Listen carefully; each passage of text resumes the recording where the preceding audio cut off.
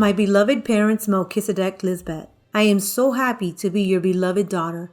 Thank you for the path in which you guide me and for prospering me in everything I do. Your voice is present in all my thoughts, in what I do and say.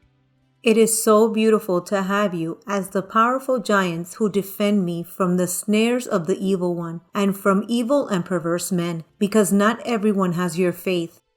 It is so much fun to live your eternity alongside you. Every day is a wonderful adventure, like a book in which every chapter you create is in a greater glory than the last. Now we can say that we proceed from glory to glory, not like before when we used to say it, but it was never manifested. Now my petition has not even reached my mouth, and it becomes a sweet reality. Hallelujah! Glory and honor to you, my parents, Melchizedek Lisbeth. I also greet all the saints who are attached to the true vine in love and obedience, also enjoying your eternity.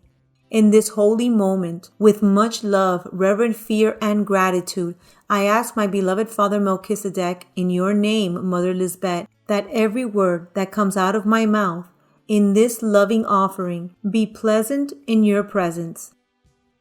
My beloved parents, for all the schools in Massachusetts, the in-person classes began this past September.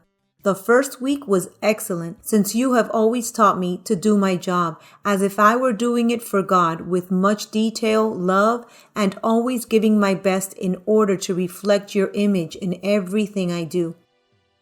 During the summer, before school started, many changes took place at the school and in the district. The school principal, as well as other teachers, resigned. The new principal they hired was the 6th grade vice principal. Since I worked with 7th and 8th graders, I didn't know him very well.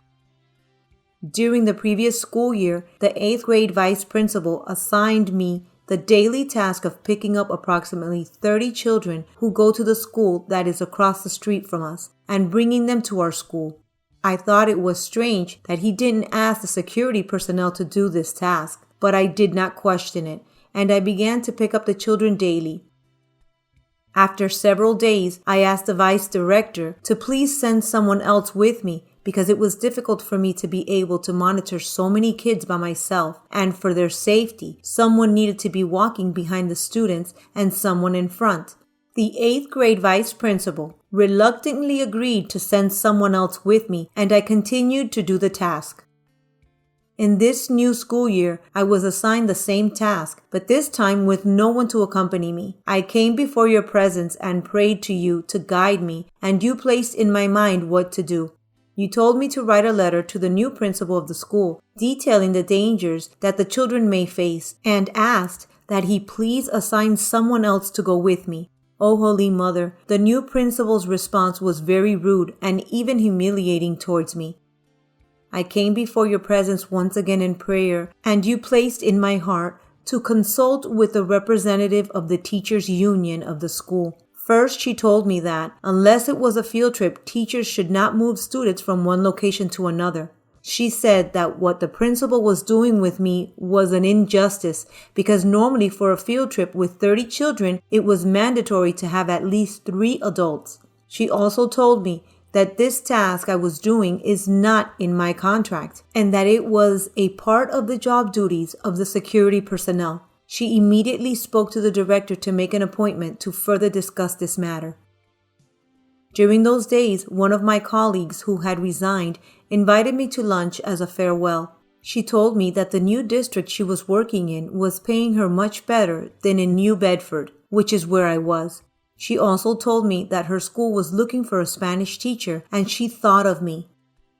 I immediately came to you, and you placed in my mind to apply for the job, but also to resign from my current job. The confirmation for me was that the day I had the appointment with the principal and the representative of the teachers' union in the morning was the same day you chose for my job interview at the new school, but in the afternoon, which did not conflict with any of my schedules. In the meeting with the union representative and the director, she told him in front of me that what he had done, apart from being illegal, was an injustice, because he knew very well that the task he had assigned to me was not my responsibility, and that it was the responsibility of the security personnel. I told him of my intention to resign, since you had placed it in my mind, and every word I spoke was from you. I told him that his attitude was arrogant, and that he not only put the safety of the children at risk, but also mine, and that is why I could not trust his leadership. In front of me, the union representative told him that if I quit, it would be a great loss for the school, and that he was to blame. He then apologized and told me to please stay at the school. I accepted his apology, but you had already given me confirmation to resign. Wonderful and powerful mother, in the afternoon, I went to the job interview, and it was the most wonderful job interview I've ever had. I felt as if I had known the school principal and those who interviewed me all my life. I answered all their questions confidently and in a very pleasant environment. The principal told me that he usually waits a few days before making a decision on who to hire, but that it was different with me because he immediately considered me part of the school. When I went to fill out the documents of my contract, I received a tremendous surprise. At my old school, I worked in level 2, but in this new district, they elevated me to level 11.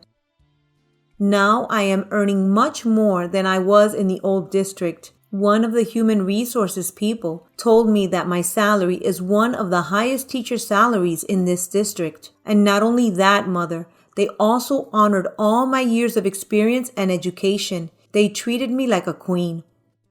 As if that weren't enough, just 2 weeks after starting my new job, the school principal acknowledged me in front of the entire staff, saying that he was very happy with my work and how quickly I was developing relationships with my students. My Lord, these tears are of joy and gratitude. My holy God, I owe all this to you. Every cell in my body and every neuron in my brain is grateful to you for so much well-being. Thank you, thank you, thank you. I never tire of thanking you for all the good you do for me and for everyone around me. I love you eternally. Now I give my cheer of your joy and victory for Melchizedek Lisbeth, for Melchizedek Christ Lisbeth, for my beloved powerful parents Melchizedek Lisbeth. Amen. Hallelujah. Your daughter and star of your womb, Maribel of Melchizedek Lisbeth.